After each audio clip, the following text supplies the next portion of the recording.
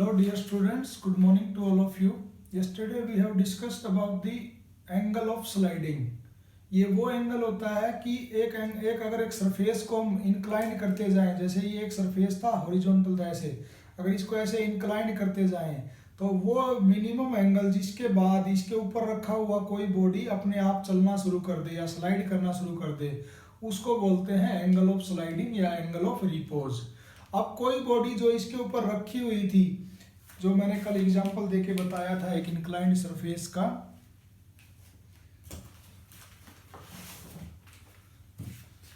मैंने ऐसे बताया था आपको कि ये बॉडी इसके ऊपर रखी हुई है, इसको आप ऐसे इंक्लाइन करते जाओ, उठाते जाओ तो एक एंगल वो आ जाएगा जिसके बाद ये बॉडी चलना शुरू कर देगी, फिसलना शुरू कर देगी और उधर चली जाएगी। तो जब ये चलना शुरू करेगी तो इनिशियली तो इसकी वेलोसिटी 0 है, उसके बाद ये स्लाइड करना शुरू करेगी तो इसकी वेलोसिटी बढ़ती जाएगी। तो ये जो वेलोसिटी का बढ़ना क्या रिप्रेजेंट करता है कि there will be some acceleration in its motion. अब नेक्स्ट हमारी जो टास्क है वो ये है, how much will be acceleration in the motion of the sliding body. जब ये इस तरह से बॉडी जो है स्लाइड करना शुरू कर देती है तो उसका एक्सीलरेशन कितना होगा। तो today we are going to discuss about the acceleration when body start sliding या स्टार्ट जस्ट मोशन।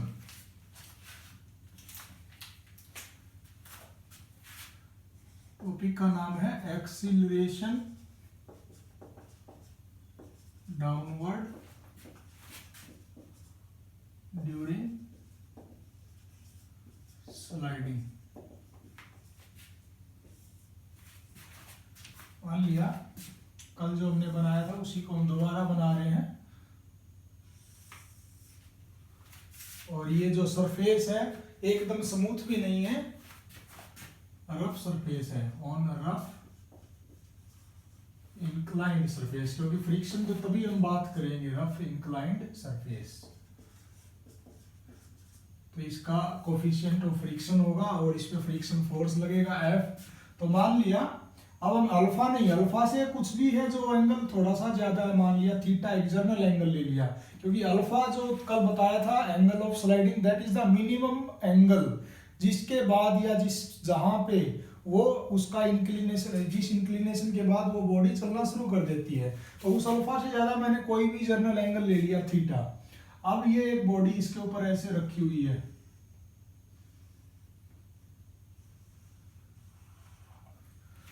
ये जब चलना शुरू करेगी तो तब इसका एक्सीलरेशन कितना होगा, क्योंकि आप इसको जब ऐसे उठाते जाओगे तो 0 वेलोसिटी से फिर इसकी वेलोसिटी बढ़ जाएगी। तो सबसे पहले इनिशियली इस पे कौन कौन से फोर्स लगे हुए हैं, एक तो है ये mg इसका वेट, दूसरा है ये नॉर्मल रिएक्शन, मैंने पहले ही बताया था कि इसको mg से कोई लेना देना नहीं है। Normal reaction is always perpendicular to this surface, तो ये है नॉर्मल रिएक्शन, क्योंकि इसका नाम ही क्या है नॉर्मल। नॉर्मल मतलब परपेंडिकुलर, किसके परपेंडिकुलर, जिस भी सरफेस पे ये लगता है। एक तीसरा फोर्स क्या होगा, वो फोर्स होगा फ्रिक्शनल फोर्स, वो डिपेंड करता है कि इसके मोशन की डायरेक्शन क्या है। तो अगर हम इसको ऐसे उठाएंगे ऊपर की तरफ तो बॉडी नीचे की तरफ आएगी, तो इसका मोशन इस डायरेक्शन में होगा, इसलिए इसका जो फ्रिक्शन फोर्स है वो उस डायरेक्शन में होगा। तो फ्रिक्शन फोर्स क्या हो गया, दिस वन इज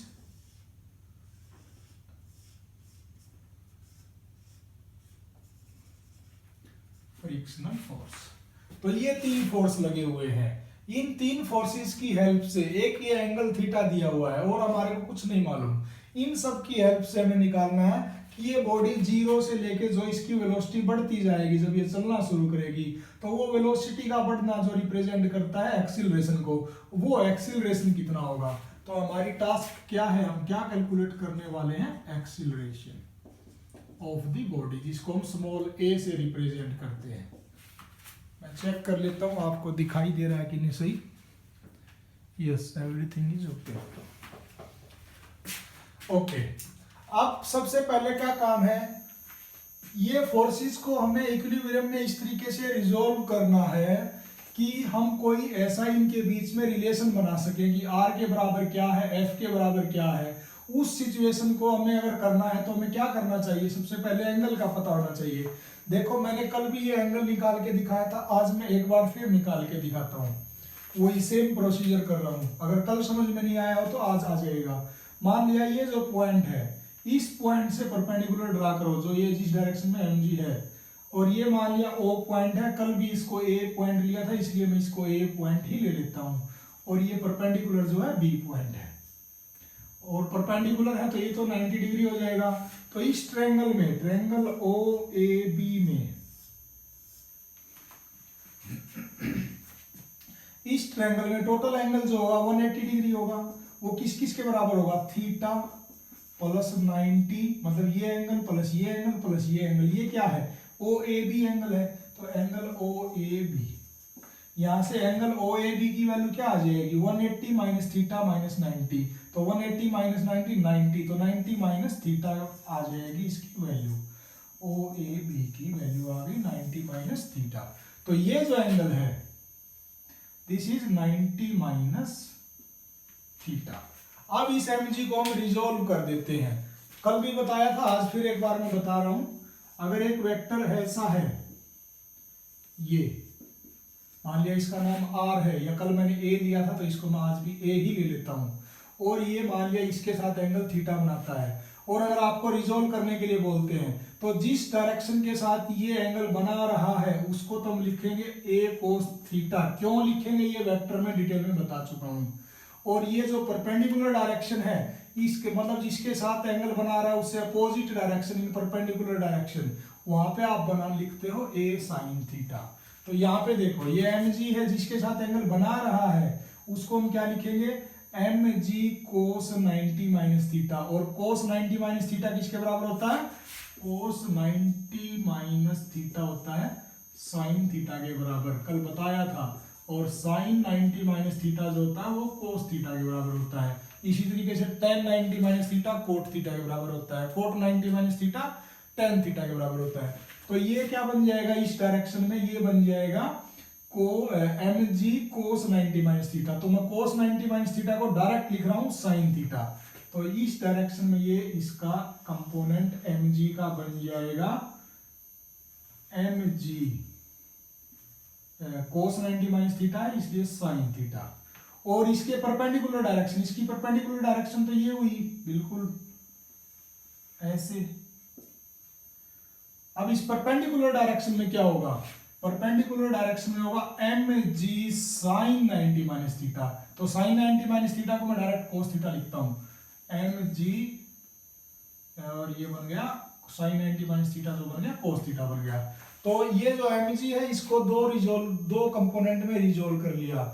और बाकी के ये दो फोर्स थे F और R, हम इनको सबको ऐसे मानते हैं कि ये जो mid point of this weight है वहां से शुरू होते हैं। तो इसको मैं सिर्फ इन फोर्सेस को दोबारा बना रहा हूं, सिर्फ फोर्सेस को, ताकि ये सारा कंफ्यूजन आपको ना रहे।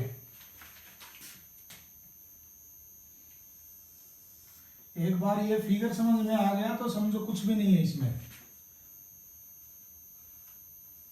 This is angle theta, perpendicular जो है वो है R, ये mg जो है downward, vertically downward. mg sin theta क्या है, इस डायरेक्शन में mg sin थीटा, और इसके परपेंडिकुलर डायरेक्शन में क्या है mg cos थीटा। और मोशन इस डायरेक्शन में है तो फ्रिक्शन ऊपर की डायरेक्शन में होगा, वो फ्रिक्शन क्या है, सिर्फ F है, दिस इज F। अब देखते हैं इसको क्या करना है। अब देखो आप, अगर इस बॉडी का मोशन ऊपर से नीचे शुरू होगा तो नेट फोर्स तो नीचे की डायरेक्शन में ही लगेगा, जो इसको चालू करवाएगा, मोशन करवाएगा। वो नेट फोर्स डाउनवर्ड डायरेक्शन में क्या होगा, इस प्लेन के अक्रॉस, क्योंकि बॉडी इस प्लेन के अक्रॉस ही चल रही है। तो इस प्लेन के अक्रॉस डाउनवर्ड डायरेक्शन में नेट फोर्स की वैल्यू क्या होगी, वो होगी mg sin theta minus F। तो ये जो है net force according to second law of motion या Newton second law of motion क्या है कि net force is equal to mass into acceleration. तो इस नेट फोर्स को, जिस पी डायरेक्शन में मोशन है, इस नेट फोर्स को किसके बराबर रख देंगे, मास इनटू एक्सीलरेशन के बराबर रख देंगे। और उसमें जो वो एक्सीलरेशन वर्ड यूज करेंगे या ए यूज करेंगे वो ही हमें निकालना है। तो net force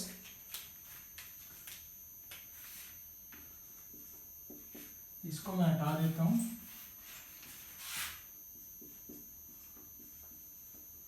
on inclined plane in downward direction,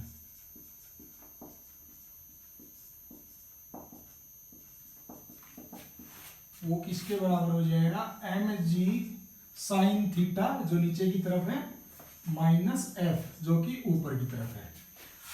अब हम इसको आगे कैसे सोल्व करें हमें तो नहीं पता, लेकिन हमें एक बात का पता है, कल भी हमने बताया था आपको, F is equal to mu into R, F is equal to mu into R. अगर ये है रुकी हुई बॉडी, चल नहीं रही है, तो सिर्फ ऐसे ही लिख दो। अगर बॉडी चल रही है तो मैंने बताया था फिर आप क्या करो, म्यू को लिखो म्यू के, क्योंकि उस टाइम पे क्या है, बॉडी चल रही है। तो बॉडी अगर चल रही है तो फ्रिक्शन जो है वो भी काइनेमेटिक फ्रिक्शन होता है, और कोफिशिएंट ऑफ फ्रिक्शन जो है वो भी काइनेमेटिक फ्रिक्शन होता है, मतलब काइनेमेटिक कोफिशिएंट ऑफ फ्रिक्शन। तो F k is equal to mu k into are. Body चल रही है, चलते टाइम का ये फ्रिक्शन है, तो इसलिए इसका नाम क्या आ जाएगा, एफ के, एफ के।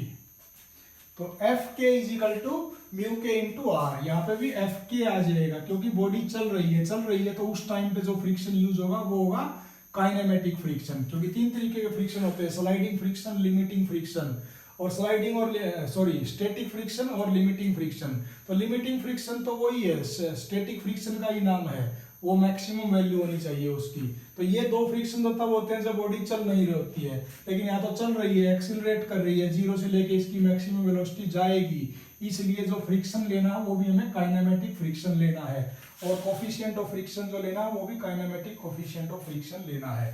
अब एक बात देखो, आप इस ट्रायंगल में देख के आप बता सकते हो कि r की वैल्यू किसके बराबर होगी, mg cos थीटा के बराबर होगी, क्योंकि r तो जो है इस प्लेन पे नॉर्मल डायरेक्शन में अपवर्ड लगा हुआ है, और mg cos थीटा इसी प्लेन पे नॉर्मल है लेकिन डाउनवर्ड डायरेक्शन में लगा हुआ है। तो r की वैल्यू क्या हो जाएगी, mg cos थीटा, इसलिए एफ के की वैल्यू क्या हो जाएगी, mu k into M G cos theta. तो ये एफ के की वैल्यू आ गई, इसको यहाँ पे पुट कर देते हैं। तो नेट फोर्स कितना आ जाएगा, मान लिया नेट फोर्स को इससे स्मॉल एफ से हम डिनोट कर रहे हैं, इसको मैं यहाँ लिख भी देता हूँ, नेट फोर्स। तो net force is equal to M G sine theta minus F k की जगह क्या लिखना है, mu k M G cos theta. अब according to Newton second law of motion, net force should be equal to mass into acceleration. तो अब उसको apply कर देते हैं। According to Newton second law of motion, net force should be equal to mass into acceleration. तो mass into acceleration is equal to क्या हो जाएगा, mg sine theta minus mu k mg cos theta. इस पूरी में से mg में common ले लेता हूं और डायरेक्ट लिख देता हूं। ये क्या बच गया, sign theta minus mu K cos theta, mu K cos theta. तो यहां से मास कैंसिल हो जाएगा, तो एक्सीलरेशन की वैल्यू क्या आ जाएगी, g into sine theta minus mu K cos theta. तो ये इतना एक्सीलरेशन होगा, इतने एक्सीलरेशन के साथ ये बॉडी जो है ऊपर से नीचे आएगी अपनी वेलोसिटी या स्पीड को बढ़ाते हुए। तो यहाँ पे आप देख के आप अंदाजा लगा सकते हो किस किस पे डिपेंड करता है, और किसके घटने से ये घटता है एक्सीलरेशन, और किसके बढ़ने से ये बढ़ता है। तो ये एक्सीलरेशन जो है एक तो डिपेंड करता है थीटा पे, कि एंगल ऑफ इंक्लिनेशन जितना ज्यादा होगा उतनी ही जल्दी बॉडी नीचे आएगी, एक्सीलरेशन उतना ही ज्यादा होगा। अगर कम इंक्लिनेशन होगा तो बॉडी धीरे धीरे आएगी, एकदम से ऐसे खड़ी कर देंगे तो बिल्कुल धड़ाम से आके गिरेगी। दूसरी बात किस पे डिपेंड करता है, म्यू के कोफिशिएंट ऑफ फ्रिक्शन इन दोनों के बीच में जितना ज्यादा होगा उतना ही, ये देखो पीछे है माइनस में है, जितना ज्यादा होगा उतना ही एक्सीलरेशन कम होगा। और अगर कोफिशिएंट ऑफ फ्रिक्शन कम होगा, मतलब स्मूथ सरफेस होगा, तो ये चीज की वैल्यू उतनी कम होगी और इसमें से कम चीज माइनस होगी, तो इसलिए एक्सेलरेशन की वैल्यू क्या हो जाएगी, ज्यादा हो जाएगी। तो आपसे ऐसे क्वेश्चन पूछ भी सकता है और जो कि फिजिकली आपको समझ में भी आता है कि एंगल ऑफ इंक्लिनेशन ज्यादा होगा तो एक्सेलरेशन ज्यादा होगा या कम होगा, ऑब्वियसली ज्यादा होगा। प्रूफ कैसे करेंगे, ये फार्मूला देख के बता सकते हैं, क्योंकि थीटा के बढ़ने से साइन थीटा की वैल्यू तो बढ़ती है और कोस थीटा की वैल्यू कम होती है। दूसरी बात, कोफिशिएंट ऑफ फ्रिक्शन ज्यादा होगा, मतलब रफ सरफेस अगर ज्यादा होगा, क्योंकि उसी का कोफिशिएंट ऑफ फ्रिक्शन ज्यादा होता है, तो एक्सेलरेशन कम होगा या ज्यादा, ये ज्यादा होगा तो ये ज्यादा इसमें से घटेगा, इसलिए ए की वैल्यू डिक्रीज हो जाएगी। तो acceleration depend upon the angle of inclination and coefficient of friction. अब हम आगे बढ़ते हैं, आई होप ये आपको अच्छे से समझ में आ गया होगा। नेक्स्ट हम स्टडी करते हैं कि इस तरह की सिचुएशन है, अगर एक बॉडी ऊपर से नीचे आ रही है तो हमें कितना काम करना पड़ेगा इस बॉडी को, मान लिया ए इस जगह पे थी या बिल्कुल इनिशियल पॉइंट पे, यहां से लेके ऊपर तक ले जाने में, मतलब वो कितना वर्क डन करना पड़ेगा। तो वहां देखते हैं कौन सा फोर्स किधर लगेगा, फ्रिक्शन किस डायरेक्शन में लगेगा, उन सबको हम यूज करेंगे। दोबारा ये पूरा प्रोसीजर करता हूं मैं। तो next topic is work done in moving a body on an inclined plane या रफ इंक्लाइंड प्लेन भी जिसको हम बोलते हैं, क्योंकि रफनेस का ही यहाँ पे सारा काम है, फ्रिक्शन का ही।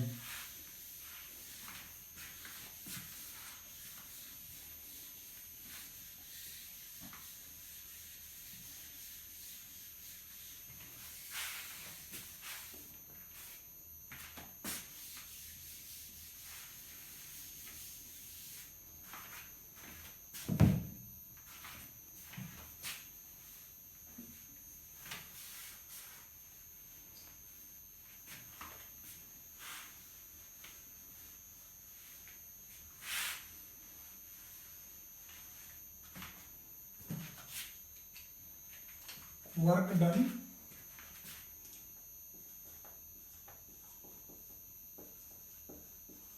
फॉर मूविंग ए बॉडी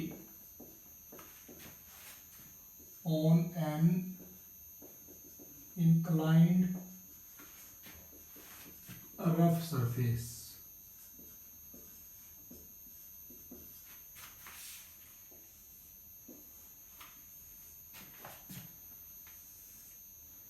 मान लिया this is a inclined surface, angle is theta, initial point is O. तो यहां से लेके वहां तक पूरा निकालना है कि यहां से लेके वहां तक ले जाने में कितना काम करना पड़ेगा। तो हम पहले एक बार इसको ऐसे ही बीच में कहीं मान लेते हैं और वहां से हमें सिर्फ फोर्स की वैल्यू अगर पता चल जाएगी कि कितना फोर्स कॉन्स्टेंटली हमें इसके ऊपर अप्लाई करते रहना पड़ेगा, क्योंकि चलने के बाद तो एक कॉन्स्टेंट फोर्स ही अप्लाई करना पड़ता है उस गाड़ी को या उस चीज को चलाने के लिए। तो उस फोर्स की वैल्यू जब एक बार आ जाएगी तो गुना में ये डिस्टेंस कर देंगे, फोर्स इनटू डिस्प्लेसमेंट, वो क्या होता है, वर्क डन होता है। तो ये ओ से लेके ए तक मान लिया ये डिस्टेंस जो है ओ टू ए मान लिया एस है, दिस इज डिस्प्लेसमेंट, जितना इसको चलना है। अब वर्क डन निकालना है, तो वर्क डन क्या होगा, फोर्स कितना रिक्वायर्ड है इनटू में डिस्प्लेसमेंट। अब मेन बात है कि कितना फोर्स लगाना पड़ेगा इसको ऊपर चलाने के लिए, कितना फोर्स लगाते रहना पड़ेगा, असली ऐसे ऐसे बोलना पड़ेगा इसको। तो इसका मास जो है मान लिया m है, दिस इज m। अब मैं इसको आज बार बार एंगल रिजोल्व करके नहीं दिखाऊंगा, डायरेक्ट बताता हूं आपको। अब नॉर्मल रिएक्शन क्या होगी, इस सरफेस के परपेंडिकुलर मतलब नॉर्मल डायरेक्शन में, दिस इज r। हम इसको नीचे से ऊपर लेके जाएंगे तो मोशन की डायरेक्शन उधर होगी, तो फ्रिक्शन फोर्स की डायरेक्शन अब किस डायरेक्शन में हो जाएगी, इस डायरेक्शन में। याद रखना फ्रिक्शन की कोई जात नहीं है, वो ऐसा नहीं कि हर बार ऊपर ही होगा, जिस भी डायरेक्शन में मोशन करवाओगे उससे अपोजिट डायरेक्शन में वो अपने आप लग जाएगा। पता नहीं भगवान ने उसको ऐसा क्यों बनाया है, वो सेल्फ एडजस्टिंग इन नेचर है। तो आप अगर इसको नीचे से ऊपर उस डायरेक्शन में चलाना चाहते हो तो फ्रिक्शन की डायरेक्शन इस डायरेक्शन में हो जाएगी, तो दिस विल बी फ्रिक्शन। अब हम इस m को या इसके वेट को रिजोल्व करते हैं, ये सॉरी mg है ये, तो अभी अभी डिस्कस किया है इसलिए मैं इसको बार बार नहीं लिखूंगा। ये एंगल कितना आ जाएगा 90 माइनस थीटा, तो mg का ये कंपोनेंट क्या हो जाएगा एम जी कोस 90 माइनस थीटा, और कोस 90 माइनस थीटा किसके बराबर होता है, साइन थीटा के। तो इसका ये कंपोनेंट क्या हो जाएगा, M ji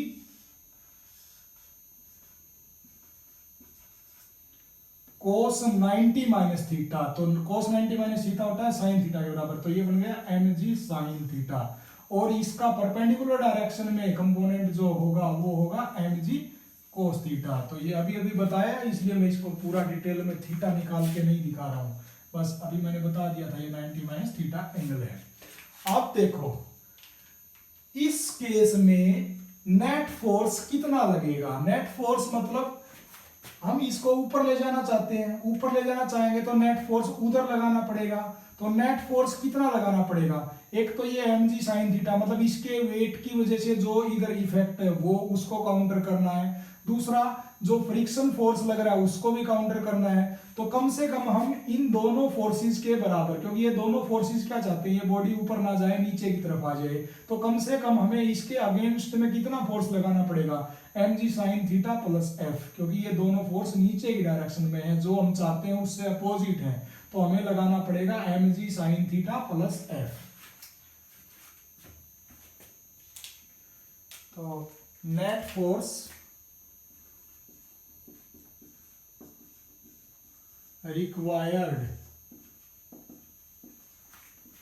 for upward motion on the inclined plane, तो वो कितना हो जाएगा, M G sine theta plus F, इतना फोर्स लगेगा। लेकिन इसमें कुछ चीजें ऐसी आ गई, एफ फ्रिक्शन फोर्स डायरेक्ट वो नहीं देगा, आर भी नहीं देगा, वो तो सिर्फ एम देगा आपको और थीटा देगा, इसके अलावा कुछ नहीं देगा।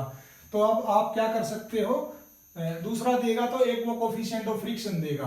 अब f अगर हमें निकालना है तो हमें एक f का क्या पता है, f is equal to mu k into R, ये आप हर जगह लगा सकते हो।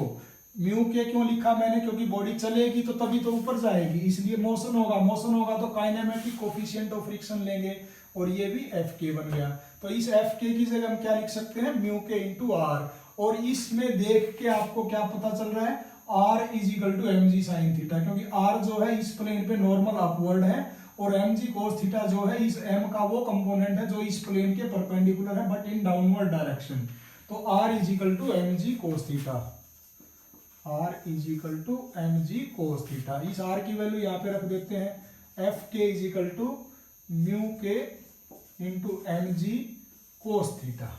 अभी एफ के की वैल्यू आ गई, इसको इस नेट फोर्स जिसको हम मान लिया स्मॉल एफ मान लेते हैं, तो नेट फोर्स कितना लगेगा, नेट फोर्स लगेगा M G sine theta plus F k की जगह लिख देते हैं mu k M G cos theta, इसमें से एम जी कॉमन ले लेते हैं, तो ये बन गया साइन थीटा। आपको दिखाई दे रहा है कि नहीं, okay good, sign theta plus mu K cos theta, इतना फोर्स लगाना पड़ेगा।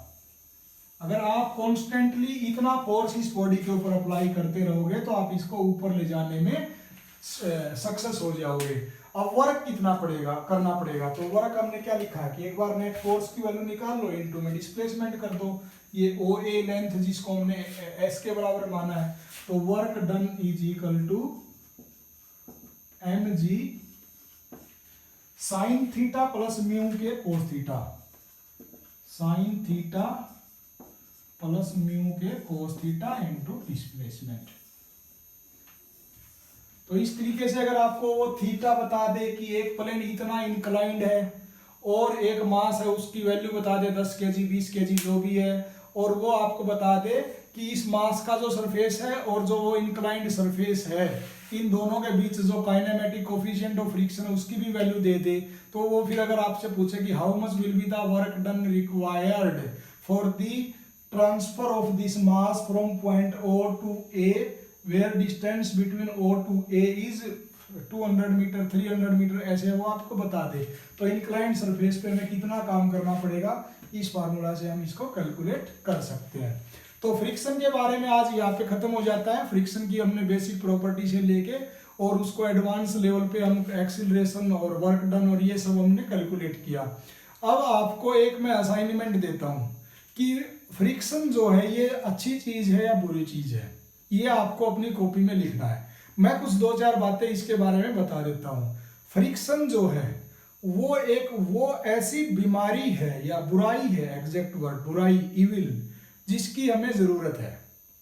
तो इस बात से आप क्या समझते हो, इसका नाम क्या, बुराई। मतलब बुराई है तो ऑब्वियसली ये गंदी चीज है, बुरी चीज है, लेकिन इसकी फिर भी हमें जरूरत है। तो इसका क्या मतलब हुआ कि फ्रिक्शन जो है वो फायदेमंद भी है और नुकसानदायक भी है। अब फायदेमंद, इसके एडवांटेज क्या है और इसके डिसएडवांटेज क्या है, ये आपको लिखने हैं। मैंने नोट्स में भी नहीं दिए हैं ये, लेकिन ये असाइनमेंट है। कुछ 2-4 मैं आपको बता देता हूँ। जैसे भाई फ्रिक्शन के फायदे क्या हैं। फ्रिक्शन का पहला फायदा क्या है, जैसे अर्थ के ऊपर हम चलते हैं, अगर ये नहीं होगा तो हम चल ही नहीं पाएंगे, हमारे पैर लगातार फिसलते रहेंगे। हमारे पैरों में और नीचे धरती के बीच फ्रिक्शन है, तभी तो हम एक स्टेप के बाद अगला स्टेप रख पाते हैं। गाड़ी है, उसके सड़क के ऊपर अगर वो चलेगी, अगर सड़क के ऊपर तेल बिखर जाए या कोई ग्रीस डाल दे, आपने कई बार देखा होगा, या बरसात हो जाती है, गाड़ियां फिसलना शुरू कर देती हैं। क्यों? क्योंकि फ्रिक्शन कम हो जाता है। तो वहां अगर जितना ज्यादा फ्रिक्शन होता है उतना ही ज्यादा वो गाड़ी के टायर उससे चिपक के चलते हैं और सेफ्टी उतनी ही ज्यादा होती है। बरसात के मौसम में बोलते भी कि धीरे चलो, वो इसीलिए ना, क्योंकि फ्रिक्शन कम हो जाता है। नुकसान क्या है इसके नुकसान क्या है, इसके वियर एंड टियर बढ़ जाता है, अननेसेसरी वर्क करना पड़ता है। अगर यहाँ पे ये फ्रिक्शन फोर्स नहीं होता तो कितना फोर्स लगाना पड़ता, सिर्फ mg sin थीटा के लिए लगाना पड़ता, क्योंकि ये mg sin थीटा फोर्स लगता है, ये तो लगता ही नहीं फ्रिक्शनल फोर्स। तो ये अननेसेसरली क्या होता है कि हम जिधर भी चलना शुरू कर देते हैं, हमेशा ये उससे अपोजिट डायरेक्शन में चलता है, ऑलवेज अपोज अवर वर्क। हम जिस भी डायरेक्शन में एफर्ट लगाते हैं ये उसका अपोज करता है, इसलिए ये क्या है, नुकसानदायक है। तो इस तरीके के आप 2-4 पॉइंट जर्नल एडवांटेज में और 2-4 पॉइंट डिसएडवांटेज में अपनी तरफ से लिख सकते हो। तो today we are going to stop it here. Friction का हमारा जो टॉपिक है इस सेकंड चैप्टर में वो खत्म हो गया। कल हम शुरू करेंगे सर्कुलर मोशन की कुछ प्रॉपर्टीज, वो कैसा होता है, वहां पे ये सब क्या चीजें हैं, फ्रिक्शन क्या है और क्या लॉ ऑफ मोशन वहां पे लगता है। Tomorrow we will discuss all these thing. Thank you.